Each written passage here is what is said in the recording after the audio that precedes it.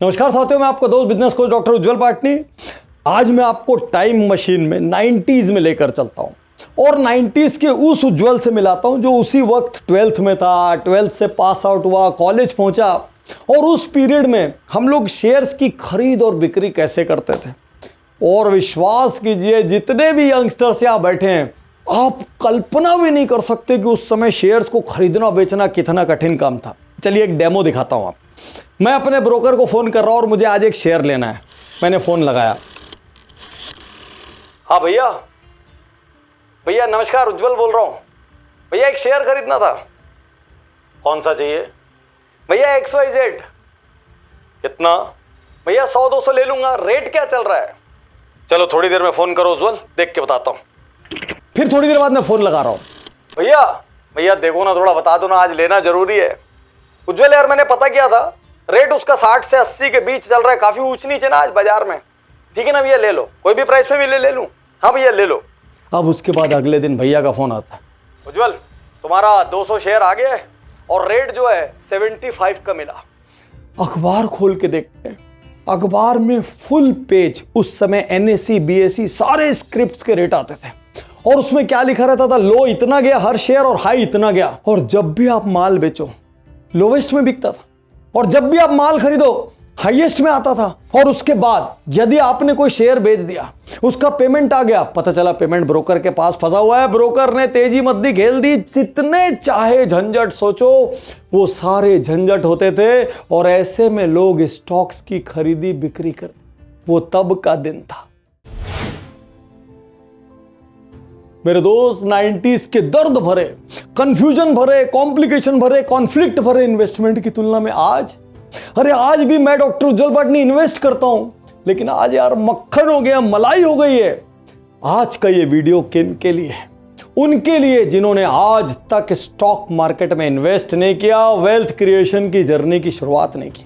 उनके लिए जो पहले इन्वेस्ट किया करते थे लेकिन किसी कारणवश, किसी नुकसान की वजह से, किसी कन्फ्लिक्ट की वजह से, किसी और प्रॉब्लम की वजह से इन्वेस्ट करना छोड़ दिया। उनके लिए जिनको लिमिटेड रिसोर्सेज के साथ अपनी वेल्थ क्रिएट करना है और उनके लिए जो शेयर मार्केट में अब और गलतियां नहीं करना चाहते। आज मैं आपको बताऊंगा मैं कैसे इन्वेस्ट करता हूं। आज मैं आपको बताऊंगा मेरे 5 नियम जिनको मैं हर पल ध्यान रखता हूं जब भी मैं 1 रुपए भी लगाता हूं और आगे वेल्थ क्रिएशन का ज्ञान दूं। इसके पहले कुछ वार्निंग्स, और वो वार्निंग देने के पहले सभी टीवी चैनल वालों से माफी चाहता हूं।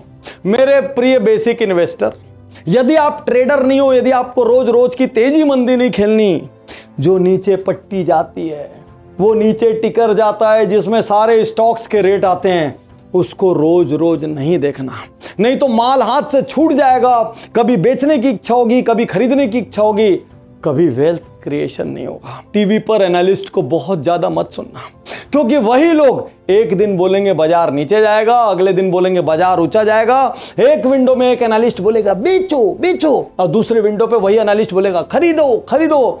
आपको समझ नहीं आएगा मैं क्या करूं और लास्ट में आप निपट जाएंगे। जितने लोगों को लगता है पहले मेरे ब्रोकर ने धोखा दे दिया, पहले फला कंपनी बंद हो गई, आज आपको बताना चाहता हूं सब कुछ बदल गया है। कुछ भी पहले जैसा नहीं रहा। आपके मन में प्रश्न आ रहा होगा, डॉक्टर पाटनी आज कैसे इन्वेस्ट करते हो? दोस्तों 90s में इन्वेस्ट करने के बाद मैंने काफी समय एक बड़ा विंडो इन्वेस्टमेंट नहीं किया। जैसे जैसे वेबसाइट्स आई जहां पर एक एक कंपनी के कामकाज को क्लिक्स पर देखा जा सकता है, मैं वापस बाजार में घुसा। शुरू में 2-4 ऐप, अच्छा अनुभव नहीं रहा। 1 साल पहले मैंने एक दूसरे ऐप को अपनाया। उन्होंने मुझसे कोई पैन कार्ड की डिटेल मांगी, मेरे को सिग्नेचर के प्रूफ, कैंसल चेक की फोटो मांगी, मैंने दी और उसके बाद 15 मिनट में फॉर्मेलिटी पूरी हो गई। 2 दिन में अकाउंट खुल गया। उससे भी बड़ी पावर, आज मैं अपने मोबाइल पे 100 रुपए के भी परचेस कर सकता हूं, 1000 के भी कर सकता हूं, लाख के भी कर सकता हूं, 10 लाख के भी। और करने में कितनी देर लगती है? 1 सेकंड। आज मैं क्या करता हूं, जिस सेक्टर में मेरा बिलीफ है, जिन स्टॉक्स में मेरा बिलीफ है, उनकी मैंने वॉच लिस्ट बनाकर रख ली है और वॉच लिस्ट में मैं लगातार देखता रहता हूं उनके रेट क्या कम ज्यादा हो रहे हैं और केवल उतने ही स्टॉक्स में इंटरेस्ट रखता हूं। सबसे बड़ी बात क्या है, मैंने मान लीजिए कोई शेयर बेचा, मेरे एक्स्ट्रा पैसे अभी अकाउंट में पड़े हुए हैं, वो ब्रोकर सेबी के नियमों के अनुसार एक फिक्स डेट पर वापस से सारा पैसा मेरे अकाउंट में क्रेडिट कर देता है। मैं स्टॉक बेचता हूं, पैसा मेरे अकाउंट में आ जाता है। मैं स्टॉक खरीदता हूं, मेरे बैंक से पैसा वहां पर चले जाता है, कुछ नहीं बचा। मैं काइट यूज कर रहा हूं ज़ीरोधा का, और काइट यूज करने का कारण क्या था? मुझे कामत ब्रदर्स में इंटरेस्ट था कि कैसे इतनी तेजी से ज़ीरोधा बड़ा बना। मैं जब उन पर केस स्टडी बना रहा था, मैंने डेमो के लिए अपने मोबाइल में काइट डाला, और जिस दिन काइट डाला उस दिन के बाद सारे ऐप मेरे मोबाइल से बाहर हो गए और मैं काइट का एविड यूजर हो गया। मेरे घर में जितने भी लोग 18 साल से पार कर चुके हैं, सबको मैंने छोटा छोटा बजट दिया है। सब अपने स्टॉक सेल करते हैं, स्टॉक परचेस करते हैं, वहीं से कोर्स करते हैं, वहीं से डिटेल समझते हैं। कोई प्रॉब्लम होती तो उनके कॉल सेंटर में कॉल कर लेते हैं, उनके वेबिनार अटेंड कर लेते हैं। तो यदि आपके पास कोई अच्छा ऐप है, आप यूज करें। और यदि अभी तक आपके पास कोई अच्छा अपना ऐप नहीं है, तो नीचे डिस्क्रिप्शन में लिंक है, नीचे कमेंट बॉक्स में लिंक है, तुरंत मेरे लिंक से आप ज़ीरोधा को डाउनलोड करें। यदि कहीं 100 रुपए, 1000 रुपए, 10,000 रुपए से वेल्थ क्रिएशन की शुरुआत हो सकती है, तो वो शुरुआत स्टॉक मार्केट से होनी चाहिए। अब मैं आपको बताऊंगा इन्वेस्टमेंट की वो 5 अप्रोच जिससे आपके स्टॉक मार्केट में नुकसान खाने की संभावनाएं कम होगी और वेल्थ क्रिएशन की संभावनाएं बढ़ेगी। सबसे पहली अप्रोच डिसिप्लिन्ड इन्वेस्टमेंट अप्रोच। कहते हैं थोड़ा थोड़ा, बार बार, लगातार। बहुत मेरी बात ध्यान में रखना, थोड़ा थोड़ा, बार बार, लगातार। यदि आप एक छोटी वैल्यू को भी, एक 500 रुपए महीने को भी लगातार सालों साल करते रहेंगे ना, वेल्थ क्रिएट हो जाएगी। जैसे जैसे आपकी इनकम बढ़ती जाए, थोड़ा थोड़ा अमाउंट बढ़ाते चले जाइए। आपको मार्केट कभी तेज होगा, उस महीने आप तेज में भी खरीदेंगे। मार्केट कभी नीचे जाएगा, उस महीने आप नीचे में भी खरीदेंगे। ओवरऑल लॉन्ग टर्म में आपकी एवरेजिंग हो जाएगी। और यदि खुद में डिसिप्लिन की कमी हो, यदि स्टॉक्स की डीपर अंडरस्टैंडिंग की कमी हो, तो भाई चुपचाप म्यूचुअल फंड ऐप से खरीद लेना। ऐप से खरीदने में कई बार कई म्यूचुअल फंड 0 चार्जेस पर आ जाएंगे और कई नॉमिनल चार्जेस पे आएंगे, लेकिन SIP होता रहेगा, सिस्टमैटिक इन्वेस्टमेंट होता रहेगा। हर महीने एक फिक्स अमाउंट जाता रहेगा, वेल्थ क्रिएट हो जाएगी। यदि हर मंथ आपको निर्णय लेना पड़ेगा, मैं खरीदूं नहीं खरीदूं, खरीदूं नहीं खरीदूं, तो मैं गारंटी देता हूं साल में 2-4 महीने खरीदेंगे, फिर सब छूट जाएगा। फर्स्ट अप्रोच, वेल्थ उन्हीं की क्रिएट होती है जिनकी डिसिप्लिन्ड अप्रोच होती है। Second approach, goal oriented approach. सोच के देखिए, आपकी लाइफ के बड़े खर्च क्या हैं? क्या बेटी की शादी करनी है? क्या बेटी को पढ़ाना है, बेटे को पढ़ाना है? क्या कोई घर बनाना है? तो आप एक गोल बेस्ड इन्वेस्टमेंट कर सकते हैं। मान लीजिए आप 1000 रुपए, 5000 रुपए, 10,000 रुपए, 50,000 रुपए, 1 लाख रुपए जो भी डाल रहे हो महीना, आपका वो इन्वेस्टमेंट एक खास गोल के लिए होगा। आप किसी भी हाल में उस गोल का दिन आने के पहले उस इन्वेस्टमेंट को ब्रेक नहीं करेंगे। अभी 2 दिन पहले मैं अपने एक स्टाफ की बिटिया की शादी में गया।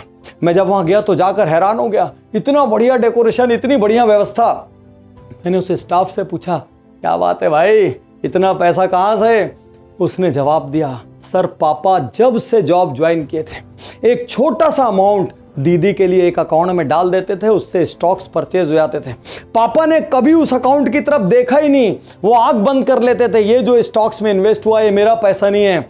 तो अभी जब दीदी की शादी थी, पापा ने जब वो फंड निकाला, इतना बड़ा हो चुका था कि हमने एक शानदार शादी की, पूरे समाज में हमारी प्रतिष्ठा बढ़ी। और सर मेरा जो एजुकेशन है और दीदी का भी जो एजुकेशन है वो पापा ने इसी तरीके से करवाया। छोटा छोटा फंड खुद को टाइट करके वो एक गोल के लिए डाल देते थे। गोल बेस्ड अप्रोच। क्या आप यंग हैं? क्या आपका बच्चा भी छोटा सा है? भाई एग्रेसिव इन्वेस्टमेंट करो, थोड़ा हाई रिस्क साइड में करो। ज्यादा सेफ मत खेलो, ज्यादा इंडेक्स फंड में मत जाओ, ज्यादा कंजर्वेटिव स्टॉक्स मत लो, क्योंकि जब हमारी पीरियड लंबी हो, हमारे इन्वेस्टमेंट एग्रेसिव होने चाहिए, क्योंकि मोर रिस्क मोर गेन।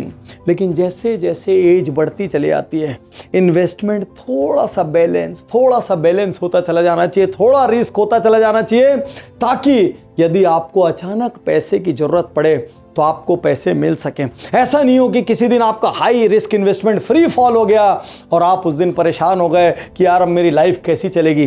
तो कम age, high risk investment, aggressive investment, more towards equity, और जैसे जैसे ज्यादा बड़ी एज होते जाए more towards debt, more towards safe stocks, more towards conservative side. Fourth approach, knowledge based approach. भाई आप भी तो मार्केट में घूमते हो, आप कोई ना कोई बिजनेस करते हो, कहीं ना कहीं जॉब करते हो, आपके दोस्त यार जॉब करते हैं। अरे हमको भी तो समझ आता है कौन से सेक्टर बढ़ रहे, कौन सी कंपनियां चल रही है, किसका फ्यूचर है।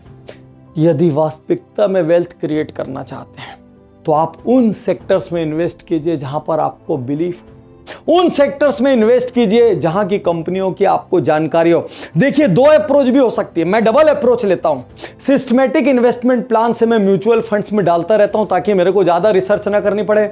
और जब जब मुझे ऐसा लगता है यार ये सेक्टर आगे चलेगा, यार ये कंपनी में मेरा इंटरनल बिलीफ है, कभी कभी मैं देखता हूं मेरे कोई स्टूडेंट की, मेरे कोई पार्टिसिपेंट की कोई कंपनी और उसमें दम है, मैं वहां पर अलग से पैसा लगाता हूं क्योंकि वो पैसे मेरी बिलीफ पर हैं, वो पैसे मेरे फेथ पर हैं। और यहां आज आपसे साफ कह दूं, टीवी पर जो न्यूज आती है उस पर पैसे मत लगाना, कोई मैगजीन में जो छपता है उस पर पैसे मत लगाना, रूमर पर पैसे मत लगाना, क्योंकि भाई इसकी मलाई पहले ही वहां बैठे हुए बड़े लोग खाकर निकल जाते हैं और हमारे आपके लिए कुछ नहीं बचता। और अब लास्ट और most important, risk appetite approach.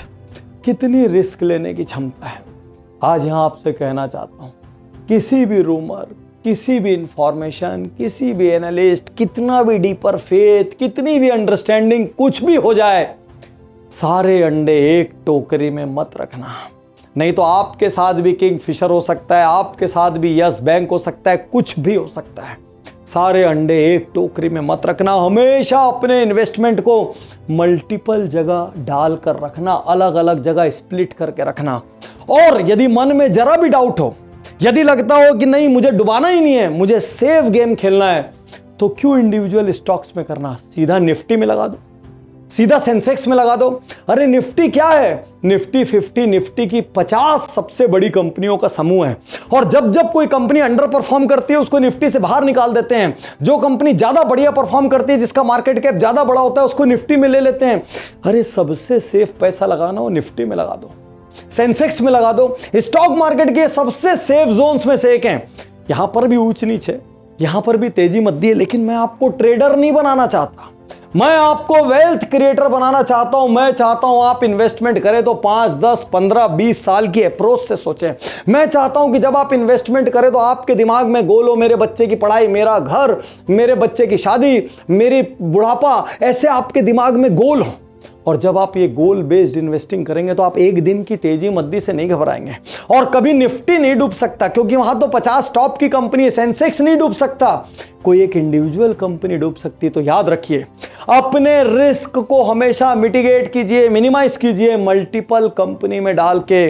और आज यहां फिर से कह दूं, जितने लोगों ने बहुत लंबे समय से इन्वेस्ट नहीं किया है, आ जाओ भाई, नहीं तो वेल्थ क्रिएशन नहीं होगा। लॉन्ग टर्म पर्सपेक्टिव से आना और मेरी इस 5 अप्रोच को ध्यान में रखकर आना। तो बड़ा सवाल, कब से स्टार्ट करेंगे? आज से, क्योंकि इन्वेस्टमेंट आज से होना चाहिए। कोई ऐप है? नहीं है? नीचे डिस्क्रिप्शन में लिंक है, कमेंट बॉक्स में लिंक है, क्लिक करना और क्लिक करके आज की आज अकाउंट खोलना। और 2 दिन के अंदर जैसे ही अकाउंट आपके हाथ में आए, 100 रुपए हो, 1000 हो, 10,000 हो, 1 लाख हो, 10 लाख हो, शुरू कर देना। और वेल्थ क्रिएशन के लिए कितना इन्वेस्ट करेंगे ये डिपेंड करेगा आपकी जेब का साइज कितना है, आपका रिस्क एपेटाइट कितना है और इन्वेस्ट करने के पीछे आपका गोल क्या है। मैं सिर्फ यही कहना चाहता हूं, आपके इन्वेस्टमेंट में मेटल है, आपके इन्वेस्टमेंट में लैंड है, आपके में एफडी है, आपके में अब स्टॉक मार्केट आना चाहिए। और जाते जाते आपको एक बार फिर से कह दूं, सिर्फ मैं कह रहा हूं इसलिए कूद के अभी इन्वेस्ट मत कर देना।